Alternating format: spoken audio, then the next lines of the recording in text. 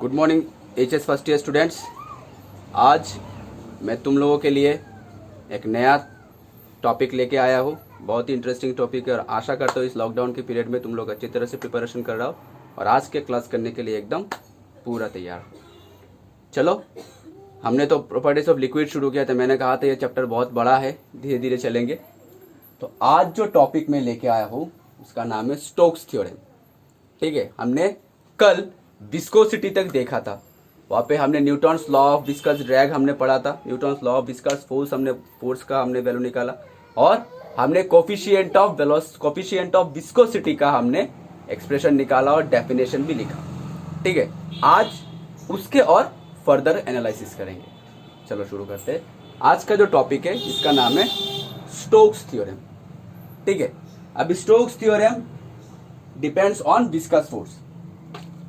ठीक है, इस विस्कस फोर्स जो है और विस्कस ड्रैग, कुछ भी बोलो, उसी के ऊपर ही स्टोक्स थ्योरम डिपेंड करता है। ठीक है, अच्छा, तो ये जो स्टोक्स थ्योरम का जो प्रूफ है, स्टोक्स लॉ का जो प्रूफ है, ये प्रूफ हम यूजिंग डायमेंशनल एनालिसिस करेंगे। तुम लोग यूनिट्स एंड मेजरमेंट शुरू किए होंगे, तो हम डायमेंशनल एनालिसिस से हम स्टोक्स थ्योरम का प्रूफ करेंगे। ठीक है, अच्छा, मान लो एक लिक्विड में, एक विस्कस लिक्विड में, अभी तो हम विस्कस लिक्विड घी या मोबिल या ऐसे कुछ विस्कस लिक्विड पे हमने ये सपोज पकड़ लो, एक बॉल हमने छोड़ दिया, ऐसे विस्कस लिक्विड पे एक बॉल छोड़ दिया, तो बॉल तो नीचे आएगा ऐसे वेलोसिटी v से। ठीक है, बॉल तो नीचे आएगा ऐसे वेलोसिटी v से और विस्कस फोर्स रहेगा ऊपर की तरफ। ठीक है, विस्कस फोर्स रहेगा ऊपर की तरफ। समझ में आया? ये तो लेयर को ऐसे क्रॉस करते आएगा तो। ठीक है, तो इसका कंसेक्यूटिव जो लेयर जो है, पहले वाला लेयर का वेलोसिटी ज्यादा रहेगा, उसके नीचे वाला का वेलोसिटी थोड़ा कम रहेगा, उसके नीचे हमने देखा था कल। ठीक है, अपोज करता है, लेयर्स को अपोज करता है, तो वेलोसिटी से नीचे आ रहा है और विस्कस फोर्स जो है वो ऊपर की तरफ रहेगा। ठीक है, ये जो विस्कस फोर्स है according to the Stokes law, ये जो विस्कस फोर्स है F, ठीक है, ये जो विस्कस फोर्स है ये डायरेक्टली प्रोपोर्शनल करता है, directly proportional to coefficient of viscosity eta, directly proportional to radius of the body and directly proportional to the velocity of the body. ठीक है, this viscous force directly proportional to the coefficient of viscosity, directly proportional to the radius of the body, and directly proportional to the velocity of the body. ठीक है, अगर इसमें हम dimensional proof करें तो इसका पहले हमको एनालिसिस करना, डायमेंशन एनालिसिस करना पड़ेगा। डायमेंशन एनालिसिस करने के लिए ये जो क्वांटिटी है इसके ऊपर हम कुछ आर्बिट्ररी पावर कंसिडर करते हैं। तो मान के चलते हैं कि F directly proportional to eta power A, R power B and V power C। ठीक है, डायमेंशनल एनालिसिस प्रूव करने से पहले अगर तुम लोग यूनिट्स एंड मेजरमेंट शुरू किए हो और डायमेंशन एनालिसिस अगर तुमने किए हो तो तुम देखोगे कि प्रूफ करने का, अगर डायमेंशनल एनालिसिस से अगर कुछ भी, अगर हम अननोन रिलेशन अगर हम प्रूफ करें तो जो भी फिजिकल क्वांटिटी हम लिखते हैं उसके ऊपर एक आर्बिट्ररी पावर कंसिडर करते हैं जो कि बिलोंग्स टू R रहता है। ठीक है, A, B, C belongs to R. R means real number set. ठीक है, तो ये आर्बिट्ररी पावर हम कंसिडर करते हैं। तो F directly proportional to eta power A, directly proportional to R power B, directly proportional to V power C। ठीक है, तो अभी हम तीनों क्वांटिटी को हम कंबाइन कर देते, eta power A, R power B and V power C, और F is equal to some constant K, eta power A, V power C and R power P, where K is dimensionless constant। के का कोई dimension नहीं है, ठीक है, के का कोई डायमेंशन नहीं है। अभी हम क्या करेंगे, ये जो के को छोड़ के बाकी जो फिजिकल क्वांटिटी, के को छोड़ के, सिर्फ के को छोड़ के बाकी जो फिजिकल क्वांटिटी है इन सब का हम डायमेंशन पुट करेंगे। तो putting the dimension of various quantities both the side, सभी फिजिकल क्वांटिटी का हम डायमेंशन बिठाएंगे अभी। तो फोर्स का डायमेंशन हो जाता है हमारा एम एल टी पावर -2, ठीक है। ईटा यानी कोफिशिएंट ऑफ विस्कोसिटी, तो कोफिशिएंट ऑफ विस्कोसिटी का डायमेंशन हमने कल देखा था, जिसका डायमेंशन होता है M L inverse T inverse. इसका पावर रह गया हमारा ए। आर यानी रेडियस यानी लेंथ, आर यानी रेडियस, इसका लेंथ, इसका पावर बी, और बी यानी वेलोसिटी, इसका डायमेंशन एल टी पावर -1, इसका पावर ऊपर सी, ठीक है।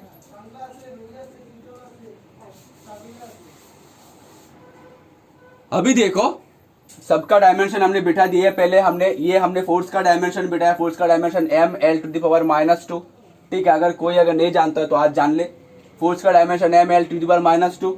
ईटा का डायमेंशन, ईटा ने कोफिशिएंट ऑफ विस्कोसिटी हमने कल देखा था, इसका dimension M L inverse T L power -1 T power -1, power है तो पावर ए हमने लिख दिया। आर यानी रेडियस यानी लेंथ, रेडियस यानी लेंथ का डायमेंशन एल, तो इसका पावर रह गया बी, एल का पावर बी, ठीक है। आर यानी एल, पावर तो बी हमने बिठा दिया, और वी यानी वेलोसिटी का dimension L to the power -1 whole दिन पावर सी। अभी यहां पे देखो m पावर l होता है, m पावर a होता है, ठीक है। l पावर -1 इंटू a, और यहाँ पे l पावर b, और यहाँ पे l पावर c, तो हो जाएगा l power -a plus b plus c। समझ में आया? अगर बेस इक्वल रहा तो पावर प्लस हो जाएगा, तो l पावर इधर हो गया -a, इधर हो गया b, और इधर हो गया c, तो b प्लस c हो गया -a हो गया। अभी देखो t पावर कितना आता है, t पावर आता है -a, इधर t नहीं है और इधर हो गया -c, ठीक है। अभी इक्वेटिंग द इंडाइसेस यानी powers, equating the indices we get, यानी इक्वेशंस के दोनों तरफ का इंडाइसेस हम इक्वल करेंगे। तो इधर m का पावर कितना है, इधर m का पावर है 1, और इधर m का पावर कितना है a, सो हम लिख सकते हैं a = 1। पावर हमने इक्वेट किया, इधर देखो m का पावर कितना है a, इधर देखो m का पावर कितना है a, सो a = हमने बिठा दिया 1। अभी देखो इधर l का पावर कितना है 1, और इधर l का पावर कितना है दिस, तो हम लिख सकते हैं -a plus b plus c = 1, ठीक है। इधर देखो l का पावर 1, इधर देखो l का power -a plus b plus c, तो -a plus b plus c = 1, ठीक है। और इधर देखो c का t का पावर कितना है, t का पावर होता है -a माइनस c, और इधर t का पावर -2, तो -a माइनस c = -2। a का पावर a का वैल्यू 1 बिठा देते हैं, -c = तो बाकी तो सिंपल कैलकुलेशन, इक्वेशन सॉल्व करो, तो 1 इधर चला गया तो हो गया c + 1 = -2,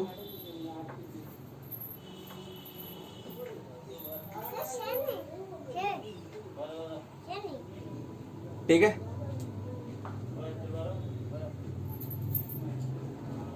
हाँ, c का पावर हो गया इधर -2, तो हाँ इधर हो गया +2, सारा सबने प्लस दे दिया, तो c का वैल्यू हो गया हमारा 1, ठीक है।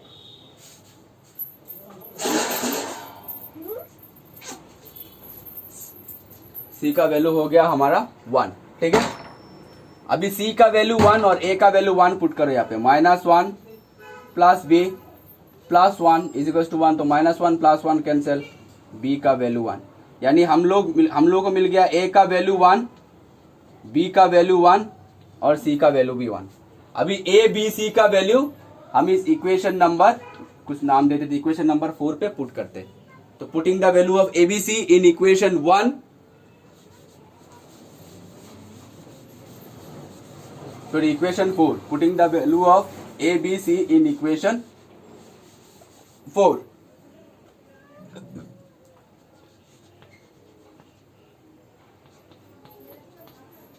Putting the value of ABC in equation 4, अगर बिठा दे इक्वेशन 4 पे बिठा दे तो के तो रह गया ईटा पावर ए का वैल्यू 1 तो हो गया ईटा, वी का पावर सी, वी का पावर सी का वैल्यू 1 तो बी पावर 1 और बी, और आर का पावर भी बी का वैल्यू 1 तो आर, तो यानी हो गया F is equals to K is equals to eta R B.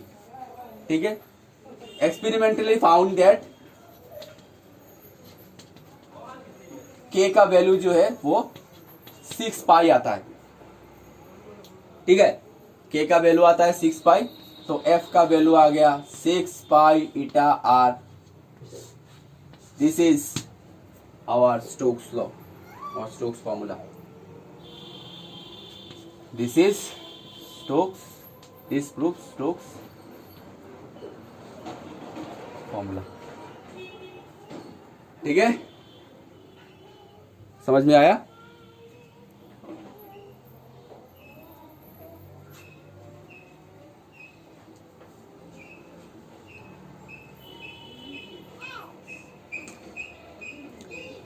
चलो नेक्स्ट टॉपिक पे चलते हैं। Next topic critical velocity, sorry terminal velocity.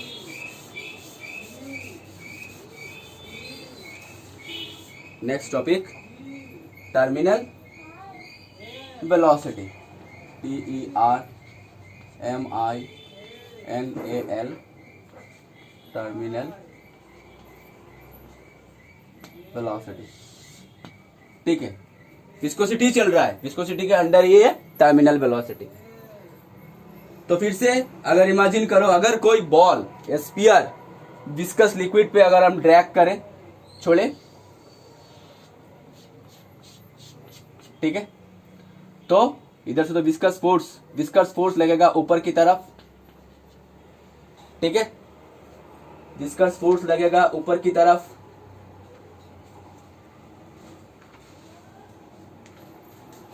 इस बॉल का वेट जो है वो रहेगा डाउनवर्ड, इस बॉल का वेट भी रहेगा डाउनवर्ड, और जो हमारा बुएंट फोर्स जो है, बुएंट फोर्स भी ऊपर की तरफ ही लगेगा। ठीक है, बुएंट फोर्स जो है वो भी ऊपर की तरफ ही लगेगा। अच्छा, तो टर्मिनल वेलोसिटी का डेफिनेशन यही है, डेफिनेशन ऑफ टर्मिनल वेलोसिटी ये है कि अगर कोई भी body, if any body move through viscous liquid,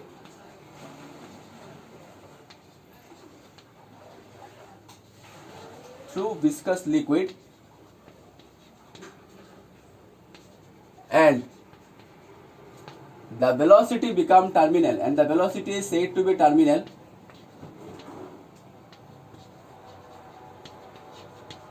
velocity is said to be terminal velocity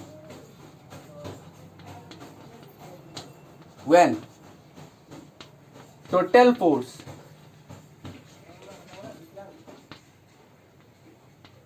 will be 0 और acceleration becomes 0। ठीक है, अगर टोटल फोर्स 0 और एक्सेलरेशन अगर 0 हो गया, तभी जो वेलोसिटी इस बॉडी के अंडर रहेगा उसी को बोलते हैं हम टर्मिनल वेलोसिटी। ठीक है, मान लो एक बारिश का बूंद ऊपर से गिर रहा है, तो एयर में तो वाटर ड्रॉपलेट तो रहेगा, तो बारिश का बूंद ऐसे ऐसे गिर रहा है, तो जिस वेलोसिटी से वो पृथ्वी की तरफ आएगा, जिस वेलोसिटी से वो अर्थ की तरफ आएगा, उसको बोलते हैं टर्मिनल वेलोसिटी। ठीक है, अगर यानी टोटल फोर्स और टोटल एक्सेलरेशन बिकम्स 0। ठीक है, तो मान लो ये बॉल ऐसे लिक्विड के, विस्कस लिक्विड के तरफ जा रहा है। ठीक है, तो ऊपर की तरफ हमारा विस्कस ड्रैग रहेगा, ऊपर की तरफ हमारा विस्कोसिटी फोर्स रहेगा, बुएंट फोर्स भी ऊपर की तरफ रहेगा, लेकिन वेट कहां तक रहेगा? वेट रहेगा डाउनवर्ड की तरफ। ठीक है, अभी 1 by 1 हम देखते हैं। चलो अभी 1 by 1 हम देखते हैं। तो ये जो विस्कस फोर्स है, विस्कस फोर्स का वैल्यू हमने स्टोक्स थ्योरम से निकाला है। विस्कस फोर्स का वैल्यू कितना है, 6 पाई ईटा आर। ठीक है, ये हो गया हमारा विस्कस फोर्स। ठीक है, थोड़ी देर पहले हमने स्टोक्स थ्योरम किया था, स्टोक्स थ्योरम से हमने निकाला विस्कस फोर्स का value 6 pi eta R into V. ठीक है, और बुएंट फोर्स इस बॉडी के लिए ही आएगा, बुएंट फोर्स इस बॉडी के लिए आएगा। तो बुएंट फोर्स को लिख सकते हैं हम mass into acceleration due to gravity. ठीक है, अगर इस बॉडी का अगर डेंसिटी पकड़ लो रॉ, ठीक है, अगर इस बॉडी का अगर डेंसिटी पकड़ लो रॉ, अगर इस बॉडी का डेंसिटी पकड़ लो रॉ, तो डेंसिटी इक्वल्स टू हो गया मास पर यूनिट वॉल्यूम। ठीक है, रॉ इक्वल्स टू हो गया मास पर यूनिट वॉल्यूम। ठीक है, तो मास इक्वल्स टू हो गया डेंसिटी इंटू वॉल्यूम। तो मास इक्वल्स टू हम लिख सकते हैं डेंसिटी इंटू वॉल्यूम इंटू, समझ में आया? अभी डेंसिटी को रहने दो, वॉल्यूम, ये तो स्फेरिकल बॉल है और स्फीयर का वॉल्यूम का फॉर्मूला क्या आता है, 4/3 पाई, अब बॉल का रेडियस मान लो r, तो 4/3 पाई r क्यूब इंटू, तो ये हो गया वॉल्यूम, ये हो गया डेंसिटी, ये टोटल हो गया मास इंटू एक्सेलरेशन हो गया बुएंट फोर्स। तो अल्टीमेटली हमने लिख दिया 4/3 pi rho r cube into, तो ये हो गया हमारा buoyant force. Equation number 2, BUYONT, buoyant force. ठीक है, विस्कस फोर्स हो गया, बुएंट फोर्स हो गया, अभी वेट निकालना बाकी है। तो weight equals to mass into acceleration. Weight किसकी वजह से आएगा, इस बॉल के लिए वेट आएगा, बॉल का वैसे बॉल मास अगर हुआ तो मास को हम फिर से डेंसिटी इंटू वॉल्यूम लिख सकते हैं, डेंसिटी इंटू वॉल्यूम को हम ऐसे लिख सकते हैं। ठीक है, अभी मान लो इस लिक्विड, ये तो वेट लिक्विड की तरफ जा रहा है, तो मान लो इस लिक्विड का डेंसिटी है रॉ 0, मान लो इस लिक्विड का डेंसिटी है रॉ 0, तो हो गया हमारा 4/3 pi rho 0 r cube into. ठीक है, ये हो गया हमारा इक्वेशन नंबर 3। अभी टोटल फोर्स बिकम 0। अगर टर्मिनल वेलोसिटी से अगर मूव किया, अगर कोई भी पार्टिकल या कोई भी बॉडी विस्कस लिक्विड के अंदर अगर टर्मिनल वेलोसिटी से मूव किया, तो टोटल फोर्स इक्वल्स टू 0। और फ्री बॉडी डायग्राम भी यही कहता है, ऊपर की तरफ FB, ऊपर की तरफ हमारा बुएंट फोर्स और नीचे की तरफ W। ठीक है, यानी W minus FB plus FB, ये हो गया हमारा total force is equals to. ठीक है, समझ में आया? देखो ये तो ये हो गया हमारा फ्री बॉडी डायग्राम। तो फ्री बॉडी के डायग्राम के देखो, ऊपर की तरफ विस्कस फोर्स, ऊपर की तरफ बुएंट फोर्स, नीचे की तरफ W फोर्स। तो मूव कर रहा है नीचे की तरफ, यानी बड़ा फोर्स हो गया हमारा W, मूव तो नीचे की तरफ कर रहा है, बड़ा फोर्स हो गया W। तो बड़ा फोर्स माइनस ये दोनों का प्लस, दोनों ऊपर की तरफ है, दोनों एक ही डायरेक्शन पे है, तो दोनों फोर्स प्लस हो जाएगा। बड़ा फोर्स माइनस छोटा force is equals to 0, total force equals to 0। ठीक है, अभी सब चीज का वैल्यू हम यहाँ पे बिठा देते हैं। W का वैल्यू बिठाओ, W का वैल्यू होता है 4/3 pi rho 0 r cube into G minus 4/3 pi rho r cube into G minus 6 pi eta RB is equal to 0। ये V वेलोसिटी है। ठीक है, कौन सी वेलोसिटी है, टर्मिनल वेलोसिटी है। अभी यहां से सिंपल मैथमेटिक्स हो गया, सिंपल कैलकुलेशन हो गया, यहां से हम अभी टर्मिनल वेलोसिटी का कैलकुलेशन कर लेंगे। ठीक है, तो इधर से 6 pi eta RB is equals to हो गया 4/3 पाई R क्यूब कॉमन ले सकते हैं, 4/3 पाई R क्यूब G कॉमन ले सकते हैं, तो हो गया हमारा रॉ जीरो माइनस रॉ, ठीक है। तभी देखो पाई पाई कैंसिल चला गया, ठीक है। ये आर और ये आर क्यूब, आर स्क्वायर हो गया, तो अल्टीमेटली हो गया 4 से 2, 4 से 3, तो यानी हो गया v इज इक्वल्स टू हो गया 2/3 3 जार 9, 2/3 3 जार 9, ठीक है। v इक्वल्स टू हो गया 9 और हो गया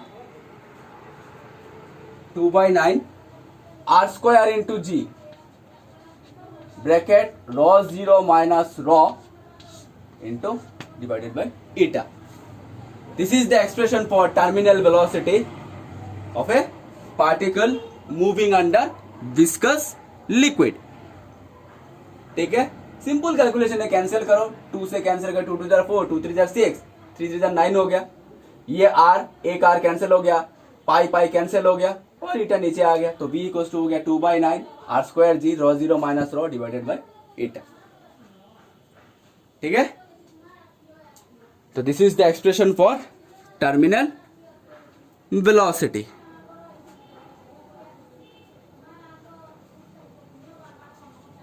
ठीक है। चलो नेक्स्ट टॉपिक करते हैं, क्रिटिकल वेलोसिटी। अभी तुम लोग सोचोगे कि सर कितना वेलोसिटी, क्रिटिकल वेलोसिटी अभी आ गया, कितना क्रिटिकल होगा। नाम में जितना भयानक लगता है क्रिटिकल वेलोसिटी उतना भयानक नहीं है। तुम लोग सोचोगे क्या क्रिटिकल वेलोसिटी है, लेकिन कोई क्रिटिकल नहीं है, नाम में ही सिर्फ क्रिटिकल है। क्रिटिकल वेलोसिटी, ठीक है। तो चलो क्रिटिकल वेलोसिटी करते हैं। Critical velocity is the particular specific velocity